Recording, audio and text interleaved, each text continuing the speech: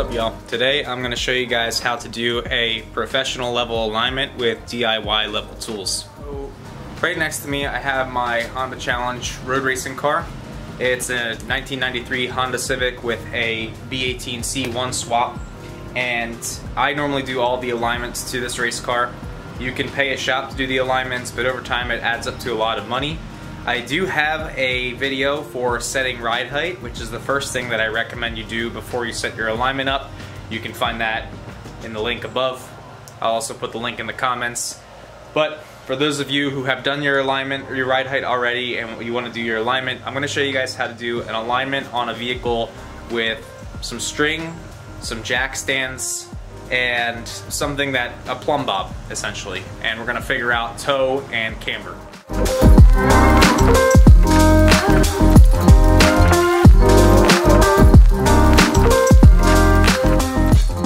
Before you get the car aligned at all, you want to get it ready for being aligned.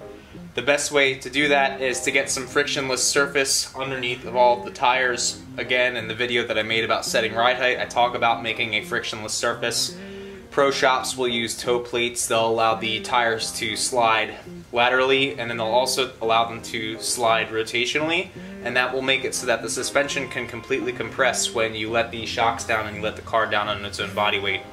For my purposes, which I also covered in the video before, I use vinyl siding with a little bit of grease in between them. You can use plastic bags, you can use stick-on tiles, basically anything that will allow the tire to slide on the surface of your garage.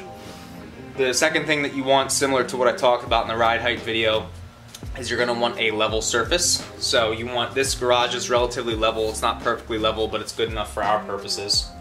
And then after you get it on a level surface, you want to make sure that the steering wheel is straight. You want to make sure that you have your body weight in the driver's seat of the car. Have it ballasted up just exactly as you would for a race. So this car has pretty much a full tank of gas in it, I think. And then you want to make sure that the tire pressures are all set correctly. So I'm going to show you guys how I set my wheel straight. You can do this with a ratchet strap. You can buy the tool on Amazon that will allow you to keep the wheel fixed in a certain spot, but I just use a ratchet strap and then I use some gravel bags. Stick. As I mentioned, you want to make sure that your steering wheel is straight. To do that, you can see I have these ratchet straps that are holding it from the bottom of the seat bracket up to the steering wheel to the other side of the seat bracket, and then I have roughly 200 pounds of body weight. It's pretty close to what my body weight is. 50 pounds of gravel bags, and then below that I have two 50-pound plates. So this makes sure that it's simulating the body weight of myself in the car before I get it to alignment. Okay. So some of you might be wondering why I'm crouched in this awkward stance. Well, it's because I don't know how to position the camera. But secondly, I'm showing off this alignment gauge that I've made, a beautiful alignment gauge. This is a plumb bob holder, basically. I mean, I'm sure you could buy a stand from Home Depot or something like that, but I had some flat iron and I had some brake rotors laying around, and I have a welder, so I welded this arm to this brake rotor and I drilled a hole through it, and then I took a piece of string and some nuts, that's my plumb bob, and it basically draws on the string with the wonderful force of gravity, and it allows them to dangle pretty much directly in front of the wheel. So the way that you're going to set this up is you're going to let this line dangle right in the center of the hub, and you're going to measure the distance from the top of the rim to the line, and then from the bottom of the rim to the line, and you're going to do some trigonometry to figure out what your camber angle is set at. So here's a little diagram of what we just figured out. As you can see, we measured the distance from the plumb line to the top of the rim, and the distance from the plumb line to the bottom of the rim. If we manipulate that a little bit,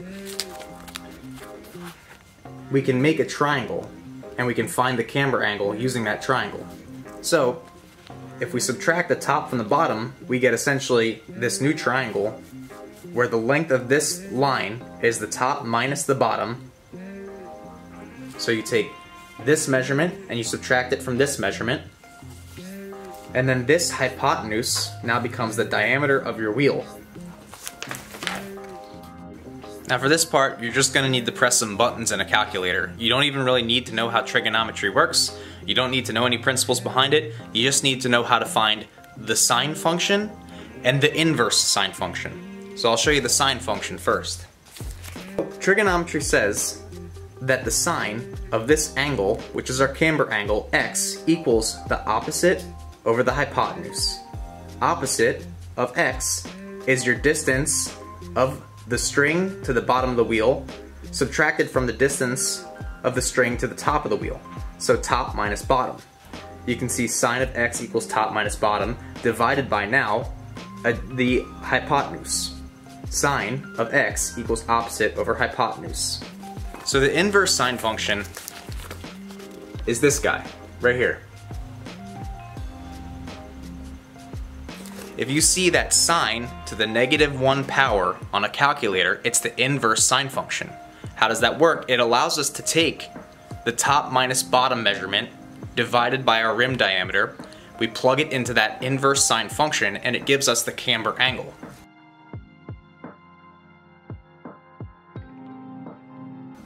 So now let's say I measure 5 inches from the top of my rim to the string, and I measure 4 inches from the bottom of my rim to the string.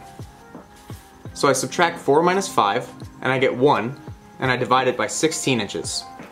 16 inches is the diameter of the face of my wheel. So your wheel may be a 15-inch wheel, but the diameter of the face of the wheel you might actually measure to be 16. It might be 17. It depends on how much of a lip you have on the wheel. When you take the inverse sine of 1 divided by 16, you get 3.6 degrees. So that tells me that I have 3.6 degrees of negative camber in the rear of my car. You should always have negative camber in a race car. If you have positive camber, this formula may work, but it'll give you a positive camber value. This should give you a negative camber value.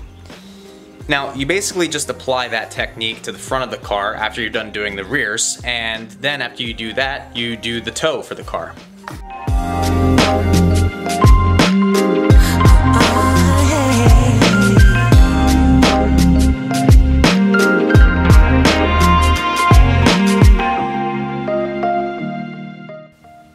So on this particular car, and on most Hondas, you have a turnbuckle style of adjustment to bring this arm back. You either bring it back with the turnbuckle or you pull it forward. And so this is a turnbuckle. You turn it with a wrench and it pulls it in or pushes it out to change the camber. Okay, so we turn it to the right, it brings the camber in, turns to the left, brings the camber out.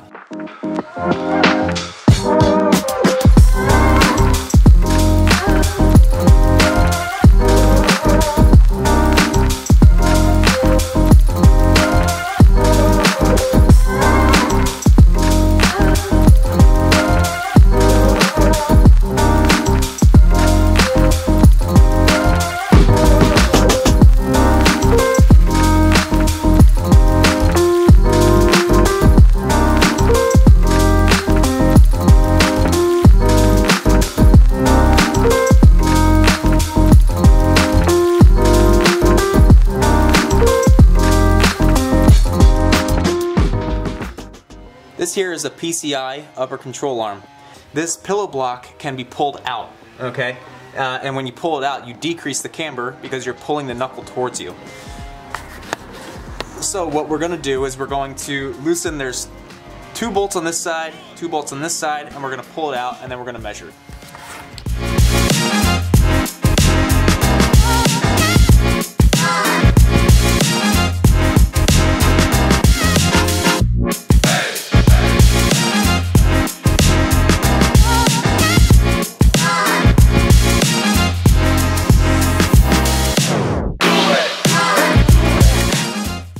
Alright, so we got the camber set on the front and the rear, but now we're going to go to the toe measurement, and I'm going to show you guys how to do that. To set the toe alignment for your race car, you're going to start by setting up string on either sides of your car. To do this, you take fishing twine or thread that you would use to sew clothes together, and you connect the front right and the rear right jack together with the string, and then you do the same thing on the left side. We're basically going to use the strings to set up a box around the car. This box will allow us to measure the toe at the front of the car and the toe of the rear of the car using the strings as a reference to the wheel. Next, we want to make sure that our box is aligned with the car while it's driving forward. The first way is to measure the distance from string to string at the front of the car and measure the distance from string to string at the rear of the car. You want to make sure that these two distances are equal. Now you know that the box is pointing in the same direction as the car. The second method involves using the track width of the front and the rear of the car to set the box up around the car. If you have the same wheels, front and back, and you know the front track width and the rear track width of your car, you can set the box up using that. For example, on my car, the track width is roughly 1 inch smaller in the rear than it is in the front. So that means I'm going to set the string at ½ an inch further away from the rear wheel on each side. I personally prefer method 2 because it allows me to do the job on my own and I know that it's set up right. So now, I don't know, it's sort of hard to see, but you see that line right there? That line is thread. And what I like to do is I like to get right in front of the wheel and make sure the line is right in the middle of the hub and the rear and in the front. Now to do that, you have to make sure that you raise the jack up an even amount in the rear and in the front. You might have to play with it if you're not on a level surface, but you should be on a level surface. So right now we have 3 notches in the rear and 3 in the front.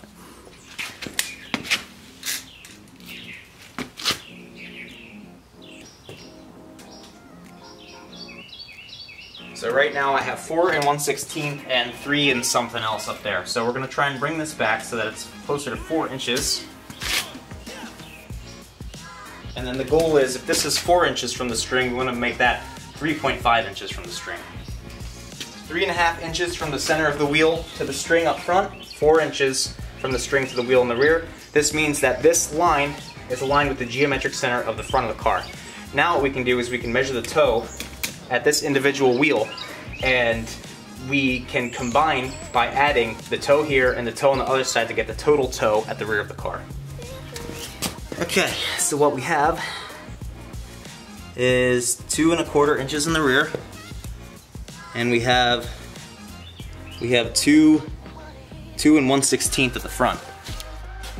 Now I have my little notebook again, and if we have 3/16 toe at this wheel and 3/16 toe at the other wheel toed out, that means we have a total toe out of 6/16, which is 3/8 of toe out in the rear. So we gotta start by jacking the car up.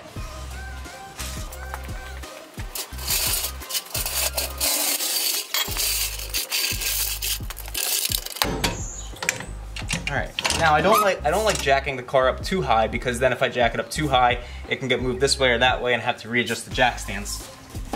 So my goal is to jack it up just enough so that I can take weight off that rear wheel, so that I can loosen up the toe adjuster and slide it without having too much friction. Now it's sort of hard to see under here, but this arm is a PCI arm and this is a toe arm. There's a bolt that goes right here, screws into a capture nut, which is in here. The capture nut is a captive nut, really, it's not a capture nut, and so in that sense it allows the arm to slide in and out. Now, when that arm slides in and out, it toes it out or toes it in. Right now it's towed all the way out, and that's how I got that 3/8 toe total. So what we have to do is we have to loosen the nut right here and then push it in, okay?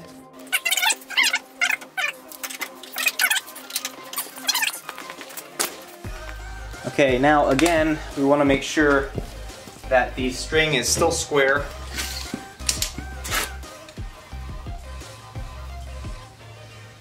The body didn't move, which is great. So now we can measure the toe. We got 2 1/4 inches, and we got 2 2/16.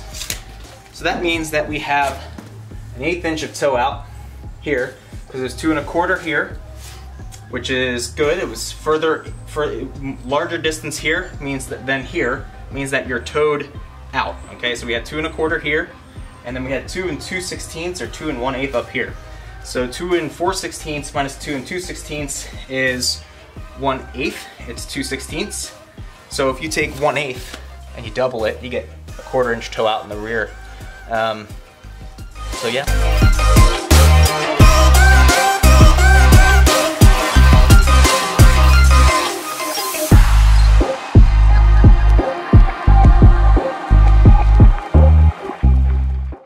Now to do the fronts, I have a 22mm, and this is going to be to loosen a lock nut. And then I have a 14mm, which is going to allow me to turn the tie rod. This is just the Harbor Freight wrench that I cut off to make a stubby with, and it allows me to easily turn the turnbuckle for the tie rod. So I'm going to get under there and I'm going to turn the wheel after I measure it. We have a little over 1 1/4, and then we have 2 inches. That means this is towed out 3/4 of an inch, which is way too much. I like driving with 0 toe in the front, so we're gonna get to that.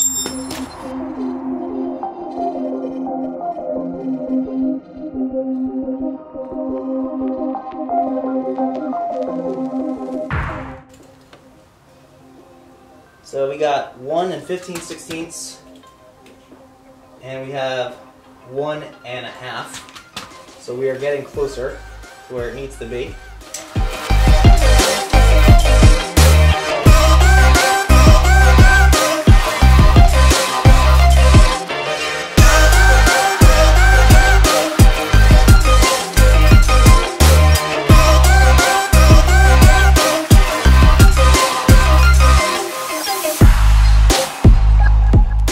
Really, after you do that, you're done.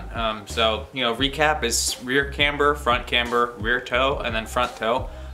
Make sure everything's set up correctly around it, and then your car should be good to go. So, with that being said, I'm gonna make a change to the rear sway bar and reconnect it, and, you know, I'll be off on my own way. But, you know, you guys stay safe, and thanks for watching.